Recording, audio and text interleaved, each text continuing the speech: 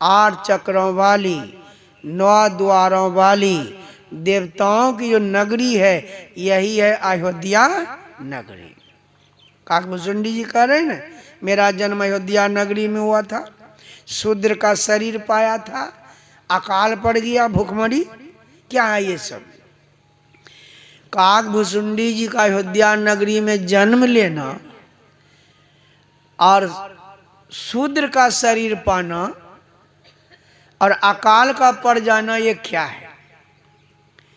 तो जीव का मनुष्य शरीर में आना ही अयोध्या नगरी में आना है। 8 चक्रा 9 द्वारा देवा नाम पुरोध्या, शरीर के अंग अंग में देवताओं का वास है। तो मनुष्य शरीर अयोध्या नगरी है और जीव का परमात्मा से बिछुड़ कर अंधकार मंडल में आ जाना ही शूद्र का शरीर पाना है। क्योंकि जब तक अंधकार में रहेंगे तब तक नीच कर्म हो जाएगा। तो नीच कर्म करने वाला ही तो नीच कहलाता, क्षुद्र शूद्र। आज मानते हैं ब्राह्मण खैनी खाने वाला को, है मांस खच्ची खाने वाला को, तो नहीं।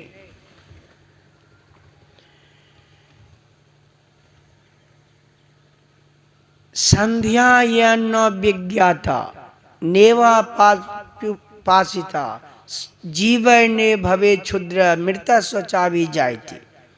अग्नि पुराण कहता है शास्त्रों के विशेष ज्ञाता जानकार होने पर भी, किस भाव में कह रहा है, शूद्र शास्त्र पढ़ने का अधिकारी नहीं है, वेद पुराण पढ़ने का अधिकारी शूद्र, ये प्रतिबंध लगाया ब्राह्मणों ने।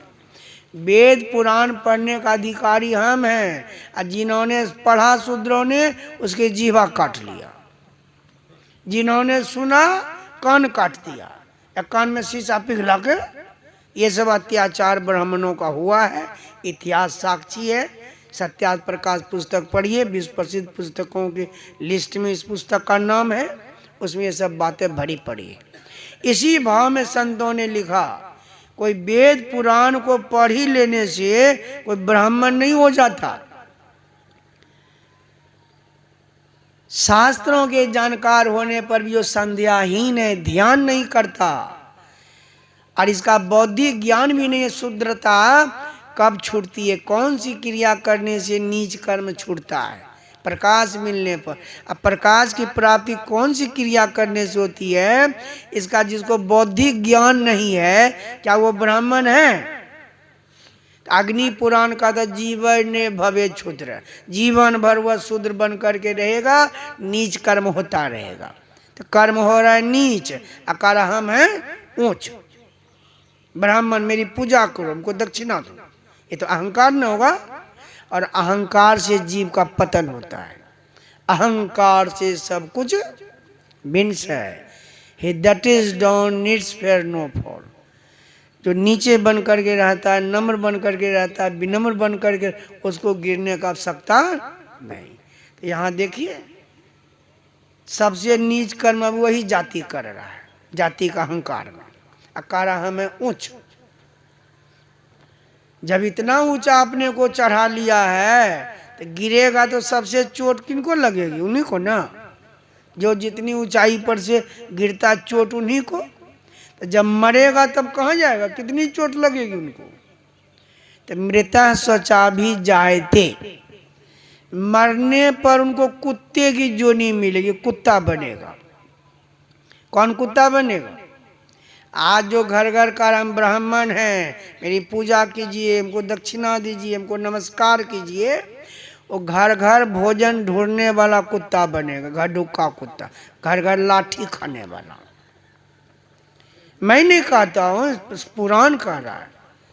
दक्ष स्मृति एक ग्रंथ है, वो भी कहती है अध्यास्ते अस्तु न संध्याम ब्राह्मणों विशेषता।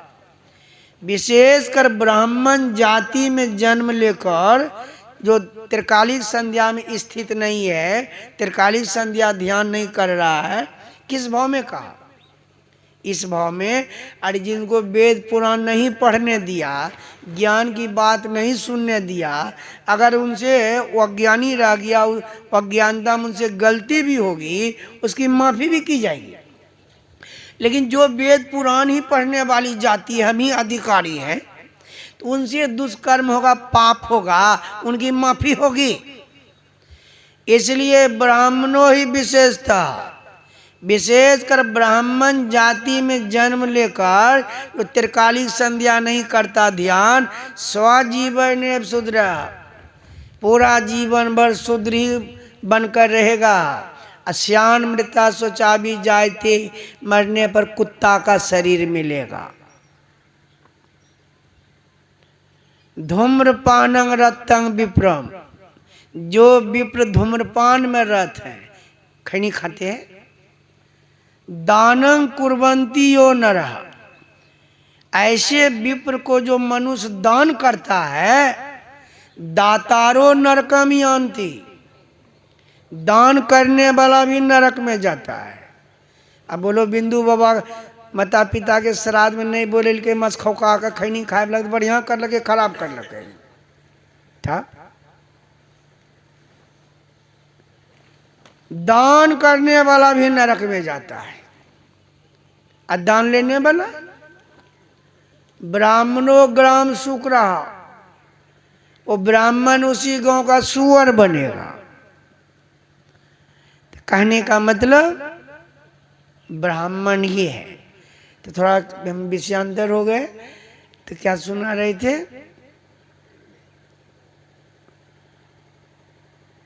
हाँ, तो तीन गुच्छा बेलपत्तर वाली कहानी। तो जब तक अंधकार मंडल में रहेंगे, 9 द्वार में रहेंगे, है ना, गलती होगी।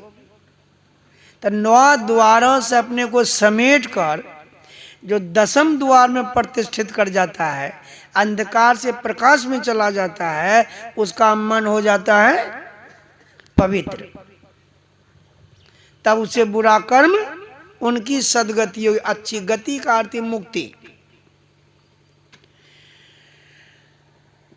और 10वें द्वार में प्रवेश करना ही काशी में जाकर के शरीर को छोड़ना है, पिंड को छोड़ना है। समझ रहे हैं? कथा में भी हमने देखा, जब शाम हो गई तो व्याधा चढ़ गया बेल गाछ के ऊपर। आज्ञा चक्र, छठा चक्र, 10वें द्वार ही काशी है। जीवात्मा ही काशी का शिकारी है। इसका बैठक कहाँ है? नेत्रस्थम जागृतम आज्ञा चक्र में। तो जीवात्मा ही शिकारी है, आज्ञा चक्र छठा चक्र रूपी काशी बनारस का। जब इनकी शक्ति दिनों घाटों में जुड़ जाती है, इंद्रियां संसार रूपी जंगल में विषयों का शिकार करने लग जाती है, यानी विषयों का भोग। कब शरीर छूट जाएगा पता नहीं। शिकार करते हुए सांझ भय गुरु सुमिरो भाई सूरत अधर। तो शिकारी भी देखिए शाम जब हो गई तो चढ़ गया कहाँ? गुरु महाराज भी यही कह रहे, शाम हो गई जीवन की, है ना, सूरत को अंतराकाश में ठहराओ, पिंड से ब्रह्मांड में ले जाओ, अंधकार से प्रकाश में ले जाओ। कथा में भी यही बातें है। शाम जब हो गई तो शिकारी भी चढ़ गया बेलगाछ के ऊपर। और इस कथा में मनुष्य का शरीर ही बेल का गाछ, इसको बेल का भी गाछ कहा, कदम का भी गाछ कहा, पीपल का भी पेड़ कहा। 15वां अध्याय गीता में भगवान कहते हैं यह संसार पीपल का उल्टा पेड़ है। तो संसार जब उल्टा पेड़ हो गया तो संसार संबंधी शरीर होता है, शरीर भी उल्टा पेड़ हो गया। और इस कथा के अनुसार बेल का पेड़ हो गया। तो मनुष्य शरीर रूपी बेल गाछ का मूल नीचे होगा कि ऊपर? जड़। तो बोलो तो नीचे। तो हम बोले उल्टा पेड़ है, उल्टा पेड़ है। तो उल्टा पेड़ है तो नीचे के न होते, इसका मूल होगा ऊपर। शरीर का 2 भाग है, पिंड और आज्ञा चक्र से ऊपर वाला भाग ब्रह्मांड, यही है बेल गाछ का मूल जड़। इसी जड़ में, है ना, ईश्वर का बनाया हुआ अति प्राचीन शिवलिंग है। बिंदु नाद महालिंगम शिव शक्ति निकेतनम देहं शिवालयं प्रोक्तं सिद्धिदं सर्वदेहिनां माता देवी बिंदु रूपा नाद रूपा शिव पिता पूजिताभ्याम पितराभ्याम परमानंद एव ही परमानंद लाभार्थम शिवलिंग पर पूज्यत। ये ज्योतिनाद ही परमात्मा का बनाया हुआ अति प्राचीन शिवलिंग है। और इसी शरीर से साधना करके 3 गुण ही बेलगाज का 3 घुच्चा बेलपत्थर है। जब तक 3 गुण के अंदर रहेंगे परमात्मा का दर्शन नहीं, और जब तक परमात्मा का दर्शन तब तक केवल मुक्ति की प्राप्ति नहीं। तो 3 गुण ही बेलगाज का 3 घुच्चा बेलपत्थर है। 3 गुण रूपी बेलगाज की पत्ती को अर्पण कर दीजिए, 3 गुणों से अपने को अलग कर लीजिए, तब जो ये व्याधा है जीवात्मा बनारस का, सीधे परमात्मा का साक्षात्कार हो जाएगा, परमात्मा धाम की प्राप्ति हो जाएगी।